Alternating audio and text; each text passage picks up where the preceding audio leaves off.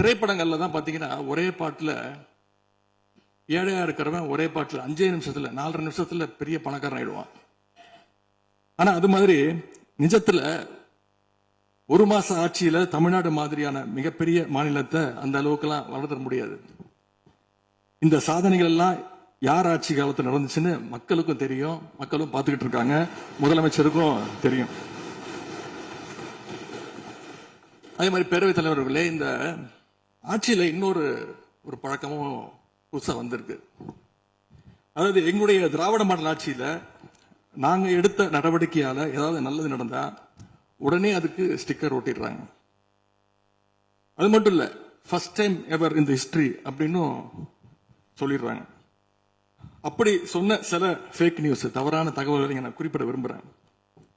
பஸ்ல மூத்த குடிமக்கள் கட்டணமில்லா பயணம் மேற்கொள்ள, மூத்த குடிமக்கள் பள்ளி மாணவர்கள் அவங்க எல்லாம் கட்டணம் இல்லாம பயணம் மேற்கொள்ள இந்த ஆட்சியில தான் முதல்ல அந்த திட்டம் கொண்டு வரப்பட்டது அப்படின்னு ஃபேக் நியூஸ் பரப்பிட்டாங்க.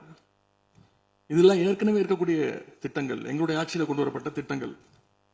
அது மட்டும் இல்ல, அரசு பள்ளியில் வழங்கப்படுகின்ற ஸ்கூல் பேக்ல முதலமைச்சரோட புகைப்படம் இல்லாம இப்பதான் முதல்ல வழங்குறோம் அப்படின்னு, ஃபர்ஸ்ட் டைம் இந்த ஹிஸ்டரி அப்படின்னு டேக் போட்டு ஃபேக் நியூஸை தொடர்ந்து பரப்பிட்டு இருக்கிறாங்க.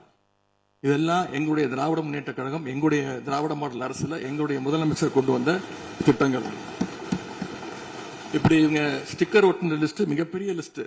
பிளே ஸ்டோர் மற்றும் ஆப் ஸ்டோரில் இருந்து பாலிமர் செயலியை QR கோடு மூலம் பதிவிறக்கம் செய்யுங்கள். செய்திகளை உடனுக்குடன் பெறுங்கள்.